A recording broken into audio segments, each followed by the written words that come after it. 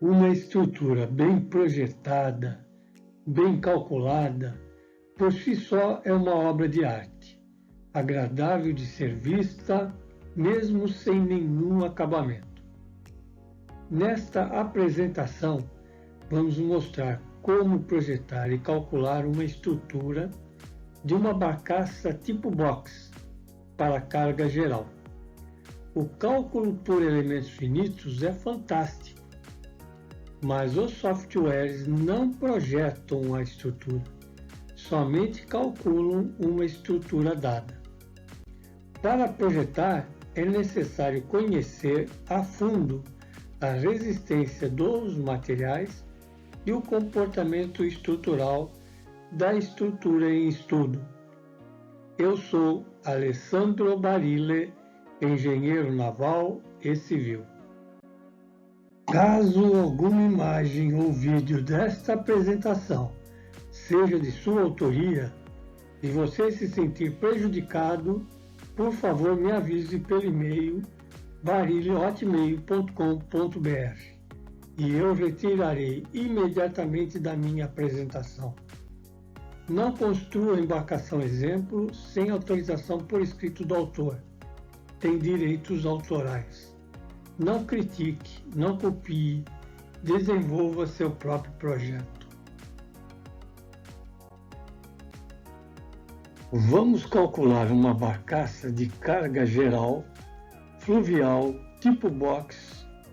Um exemplo com um comprimento de 62 metros.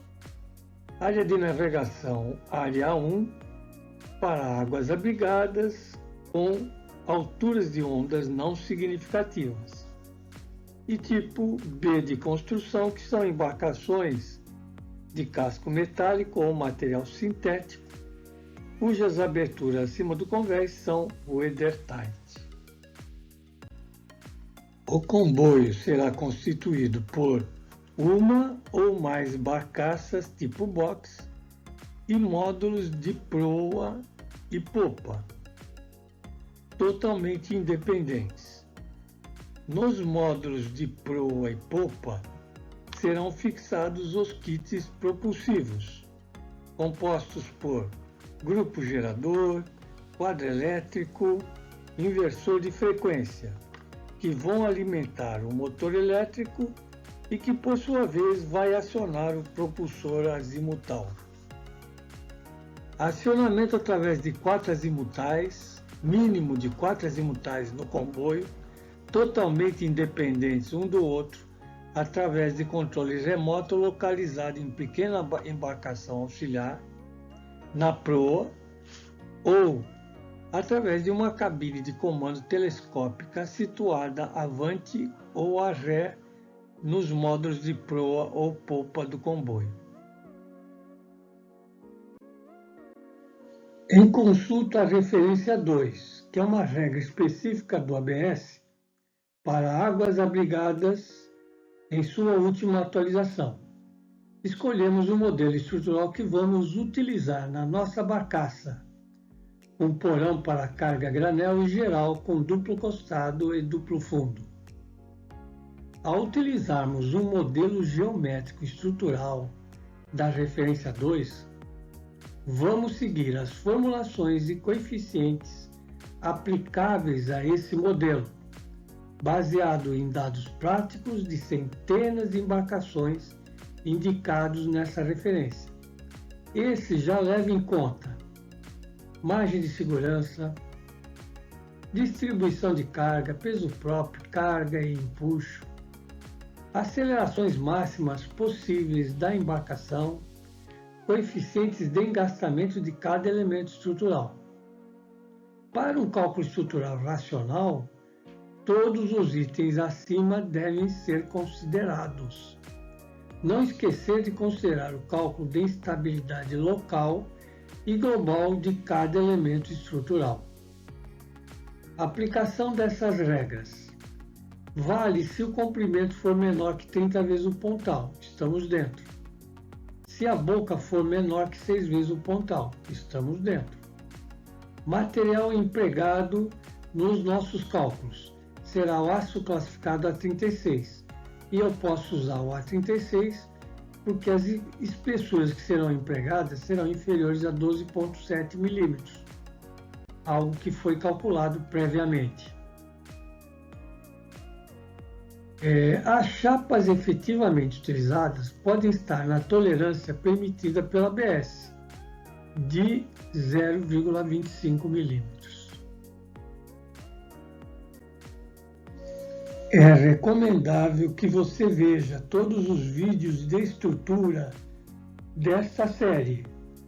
Muitos itens serão vistos rapidamente, pois já foram explicados em outras apresentações. Vamos calcular a espessura do fundo. O espaçamento padrão de caverna longitudinal ou transversal pela referência 3 me dá um valor de 567 milímetros. Nós vamos adotar 600 milímetros, pois 600 milímetros vezes 10 me dá o valor do comprimento da chapa padrão, que é 6 metros. Apresentamos aqui as referências que devem ser muito bem observadas para cada cálculo. Veja bem, a classificadora ABS trabalha com várias dimensões: metro, milímetro, quilo, tonelada. Isso deve ser visto em cada cálculo, porque ela sempre usa um fator de correção para transformar o resultado numa medida final coerente com os dados de entrada. Pelas regras do ABS, precisamos seguir 3 formulações para calcular a espessura do fundo.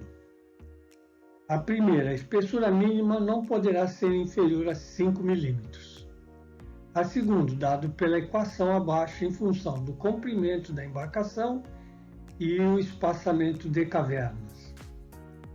E também a espessura numa posição do fundo não pode ser menor que a espessura de uma tepar de tanque na mesma posição. E chegamos a um outro valor. Tomando o maior desses 3 valores, chegamos à espessura mínima de fundo de 7,68 milímetros. Da mesma forma, vamos calcular a espessura do costado. A primeira equação depende se a embarcação tem mais do que 73 metros ou menos que 73 metros. No nosso caso, é menos que 73 metros. Então, vamos tomar a primeira equação dessas 2 formulações. Também não podemos esquecer da espessura de tanque referente a tanque, e tomamos o maior valor encontrado. Vamos calcular agora a espessura do convés principal. A espessura mínima é dada pela formulação abaixo, que depende do espaçamento de reforços, no nosso caso 500 milímetros. Tem uma segunda formulação que depende se o sistema é transversal ou se é um sistema longitudinal. No nosso caso, é o sistema longitudinal e vamos adotar a equação apropriada e chegamos à espessura do convés para essa equação. Há uma terceira formulação, que é a espessura mínima para um convés estanque intermediário que protege o costado, como se fosse uma escoa, vamos dizer assim. A espessura é igual a antepara comum na mesma posição e soma-se 1 milímetro. Não é o nosso caso. O nosso convés já é o convés exposto. Escolhemos a espessura maior dos 3 valores encontrados. Os reforços no convés serão os mesmos reforços do costado, que já sabemos que é conservativo. Braçola da escotilha. Se essa braçola tiver mais do que 0,14 ou 14% do comprimento, pode ser considerada no módulo de seção. Os reforços geralmente devem ser longitudinais, não é obrigatório. O dimensionamento deverá ser o mesmo do convés principal. Logo, a espessura da braçola tomando o mesmo dimensionamento do convés principal, vamos adotar o valor de 6,59 milímetros, que é a mesma espessura do convés. E os reforços serão os mesmos do convés principal. Vamos calcular os reforços transversais na braçola, que serão espaçados de 3 em 3 metros e suportarão os longitudinais fixados no chapeamento. Não encontramos nada no ABS sobre esse cálculo, então vamos trabalhar com o cálculo racional, supondo que a braçola é uma viga cantilever, apoiada no convés, engastada no convés, e com uma hipótese super conservativa, supondo que numa banda a linha d'água alcançou o topo da braçola. Então temos a pressão na base da braçola, força aplicada no reforço transversal, centro de aplicação de força, momento aplicado na base do reforço transversal, modo requerido na base do reforço transversal, que é o momento aplicado dividido pela tensão admissível. E a tensão admissível está dada acima. Chegamos ao modo requerido. Vamos trabalhar com a seção de 400 por 8 e a chapa colaborante de 990 por 6,59, que me dá um módulo oferecido superior ao requerido. Por que os 990? Porque a chapa colaborante para elementos gigantes é 33% do espaçamento entre esses reforços, que vai me dar 990 milímetros. Notar que a seção S eu não considerei a flange. Por que eu não considerei a flange? Porque a flange não está engastada no convés. No convés, que é onde se aplica o momento máximo, eu só tenho a alma, que é 400 por 8. Espessura do duplo fundo. A escolha de duplo fundo ou duplo costado estanque é opcional, mas isto confere uma reserva de flutuabilidade no casco no caso de ruptura de alguma região do fundo. Vamos ver o seguinte: se o duplo fundo é em madeira, isto é, não é estanque, é um casco singelo. O L sobre 24 é a medida de D, que é a altura da caverna de fundo. Não é o nosso caso. Se for em aço soldado a estrutura, ou seja, um duplo fundo estanque, L é igual a L sobre 30, no caso da ponto 33. Nós adotamos o ponto 40, que é superior ao L sobre 30.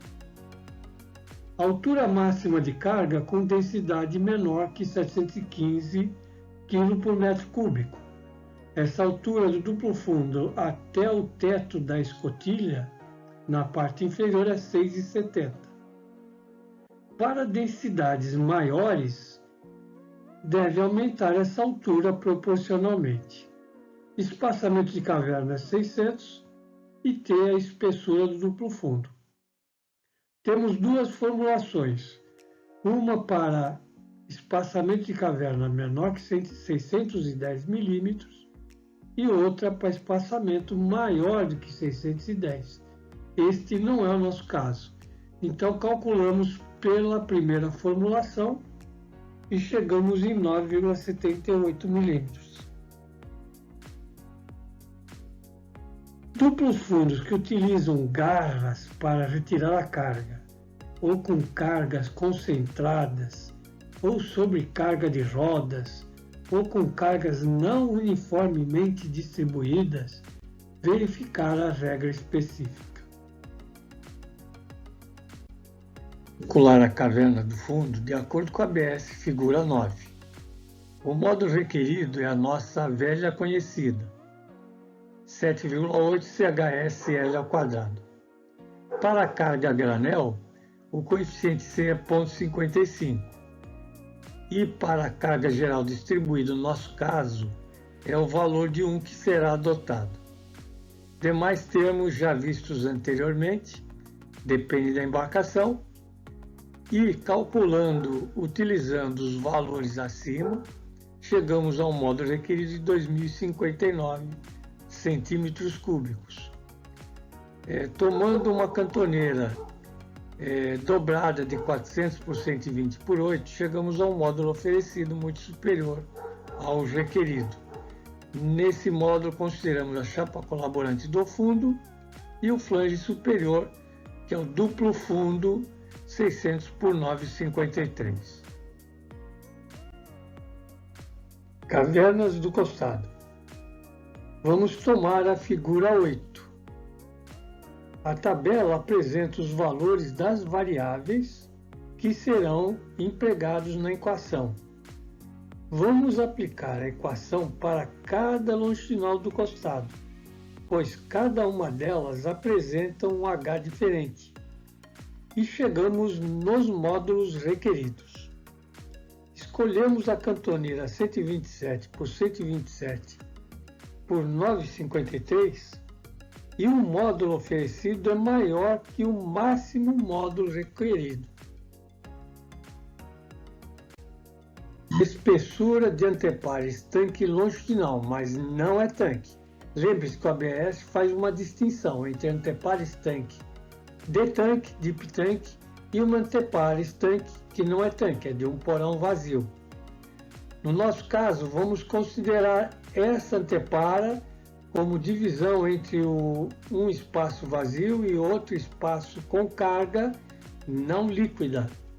Espessura mínima é 4,5 milímetros, ou dado pela expressão espaçamento de longitudinais ou de reforços vezes a raiz de H, dividido por 290 mais 1.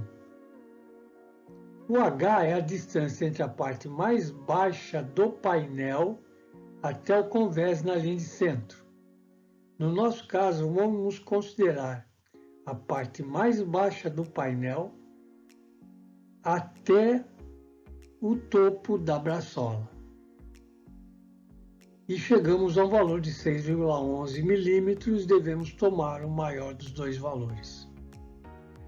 Reforços na antepares tanque longitudinal. Nós temos os longitudinais alinhados com os do costado. Os termos e a equação são dados ao lado. O coeficiente a ser adotado conforme a regra é de 0,46.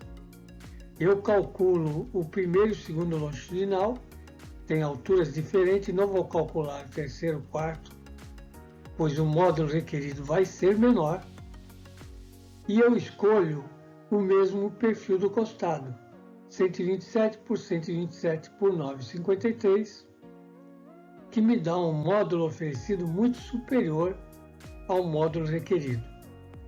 Escolhemos esse perfil para uniformizar os perfis adotados na embarcação. Esses reforços terão suas extremidades engastadas. Para anteparas que não forem de deep tank, os reforços podem ser sniped, desde que o módulo requerido seja majorado em 25%. Espessura de antepares tanque transversal, não é tanque. Ela deve ser no mínimo 4,5 milímetros ou dado pela expressão abaixo, S raiz de H dividido por 290 mais 1, e chegamos a um valor de 5,34 milímetros, considerando que o H é a distância do ponto mais baixo até a parte inferior da espessura do convés.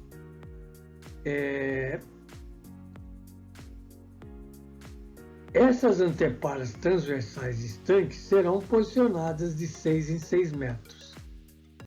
De 6 em 6 metros, o costado duplo e o duplo fundo formarão um compartimento em U estanque, para me dar uma reserva de flutuabilidade no caso de um incidente de avaria de fundo.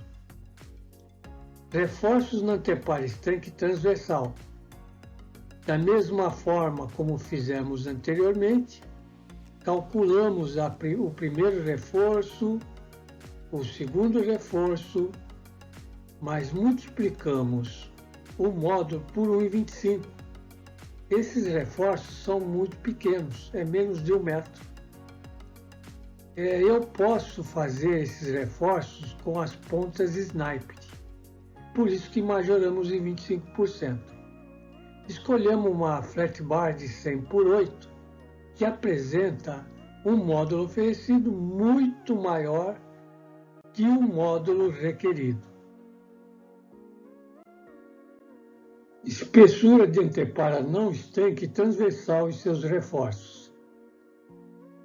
Serão posicionadas de 3 em 3 metros para dividir o vão dos longitudinais, do costado e da antepara longitudinal.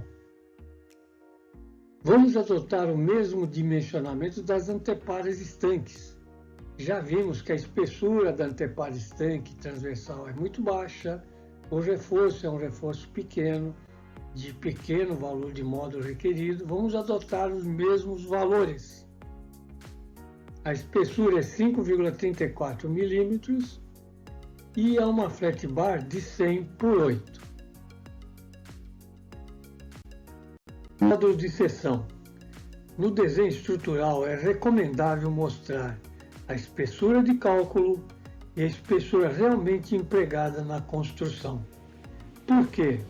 Em todas as inspeções da classificadora, para verificação de espessura, será considerada a espessura de cálculo.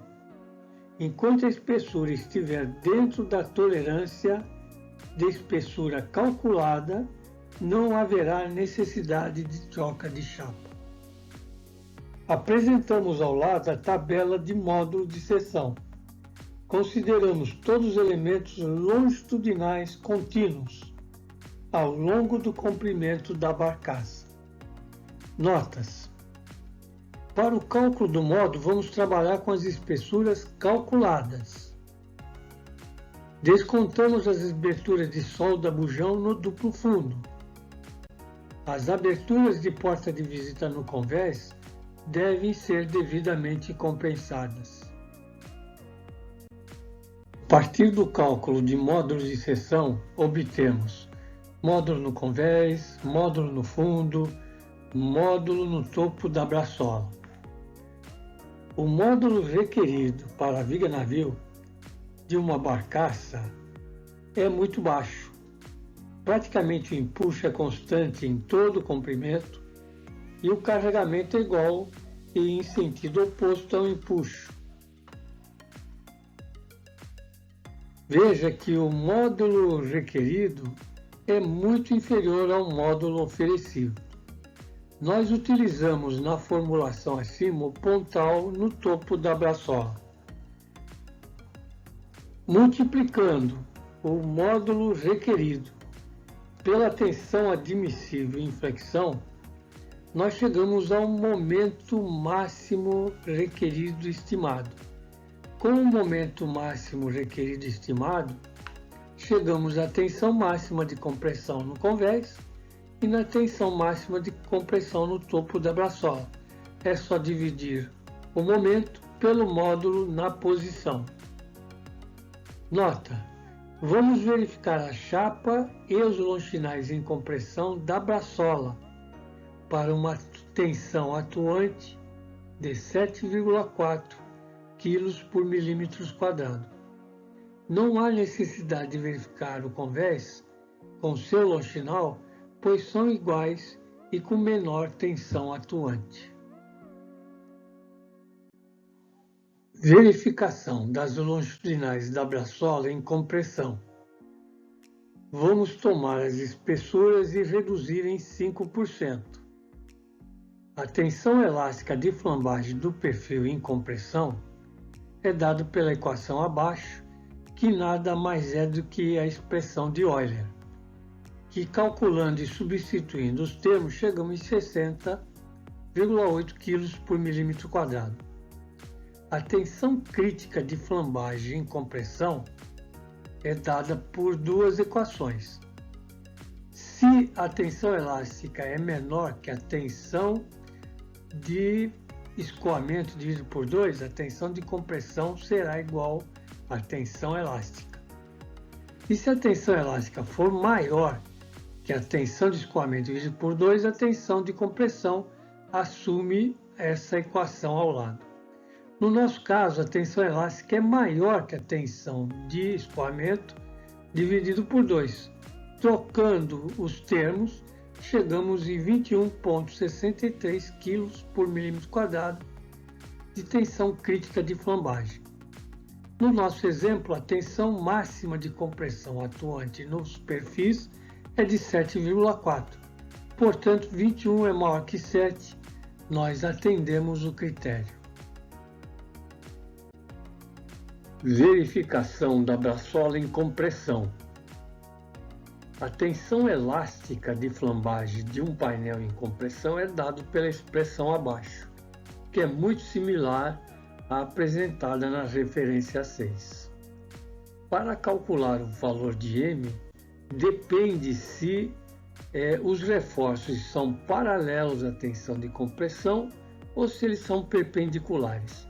No nosso caso, são paralelos, usamos a formulação abaixo, chegamos ao valor de M de 6,32 e a tensão elástica de 9,67.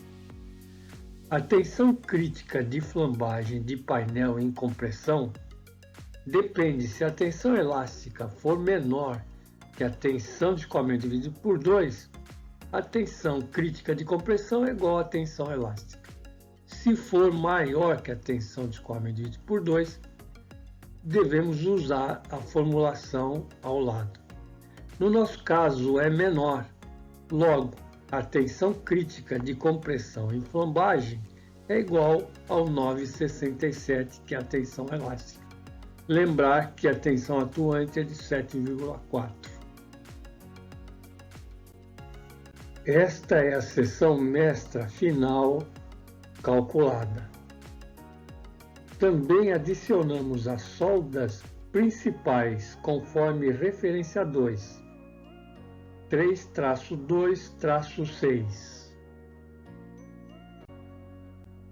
Para o cálculo de peso e centros do casco, consideramos elementos estruturais realmente utilizados na obra. Na tabela ao lado apresentamos em detalhes os pesos considerados da estrutura do casco. A DPC dispensa a prova de inclinação, considerando uma altura de centro de gravidade muito conservativo. Em tais casos, barcaça sem propulsão, sem edificações acima do convés, assumindo um centro de gravidade em 65% do pontal, ou barcaça sem propulsão, com pequenas edificações acima do convés, assumindo também 65% do pontal. Note bem, já vi muito engenheiro naval fazendo prova de inclinação de barcaça. Uma prova de inclinação é extremamente demorada e cara. Se puder ser evitada, deve ser evitada. Sempre pensando na segurança, é claro. Vamos calcular a borda livre conforme norma 02, considerando as tampas do porão Weder-Tart. A partir do comprimento de borda livre, que é 96% do comprimento de espelho a espelho, chegamos ao valor de R, que é aproximadamente 0,205. A altura equivalente de braçola deve ser o menor valor entre as duas formulações. 550 vezes R vezes DF, onde o DF é o pontal da barcaça mais a espessura do convés, e HS é igual a 500 vezes a somatória dos comprimentos efetivos de braçola dividido pelo comprimento de borda livre vezes HE ao quadrado sobre HN, onde o HE é a altura da braçola, que é o mínimo entre o HN, que é a altura padrão da braçola, que é 1,80, e a altura real da braçola. Calculando as duas formulações, chegamos a um valor de HS, que é a altura equivalente da braçola, de 497,11 milímetros.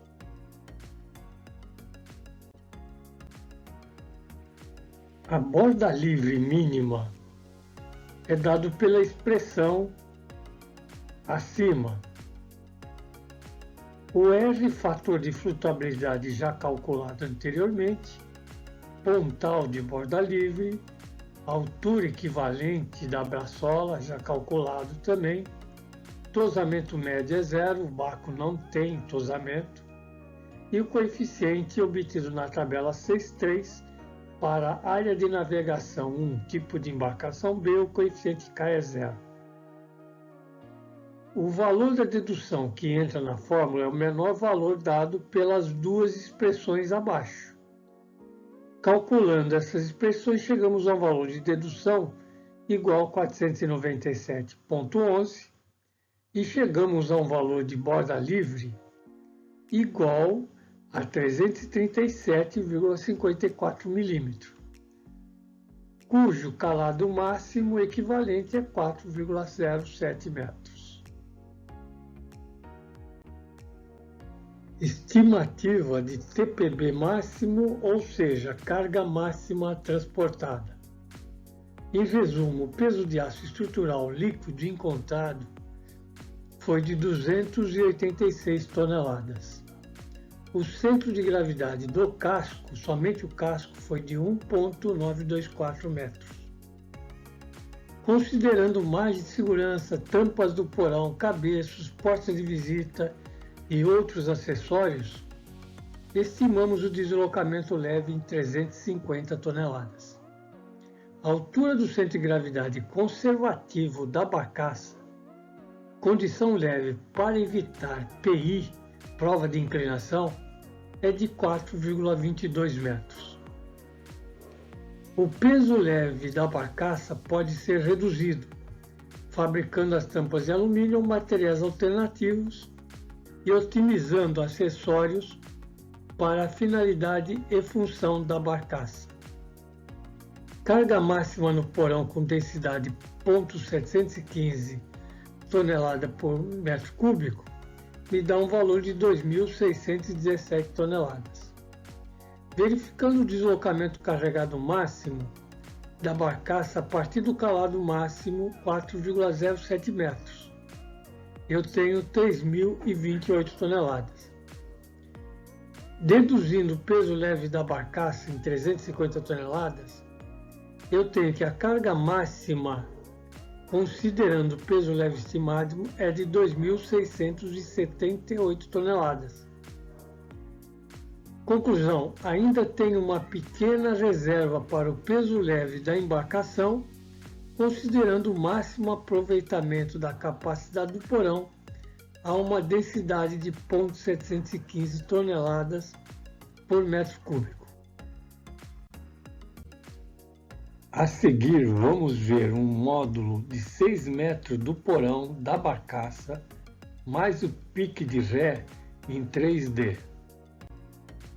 Estrutura simples, fácil de construção, leve, mesmo majorando as espessuras calculadas, sem borboletas, sem clipes ou lugs. Os elementos longitudinais devem garantir a continuidade estrutural, mas não precisam ser passantes, diferente de embarcações e barcaças de mar aberto. A chapa de duplo fundo é soldada na caverna de fundo através de solda bujão.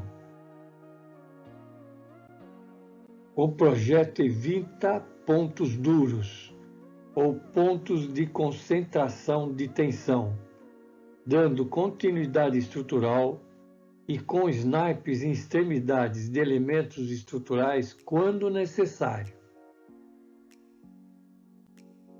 As transversais estanques dispostas de 6 em 6 metros no duplo costado. Para dividir vãos de longitudinais, são dispostas anteparas diafragmas intermediárias. De ré e pique de vante têm uma estrutura similar ao do costado duplo. O convés é passante, permitindo a construção da braçola independente. A braçola é estruturada com longitudinais e reforços gigantes espaçados de 3 metros em 3 metros. O costado é soldado ao fundo através de solda de penetração total, da mesma forma convés e costado.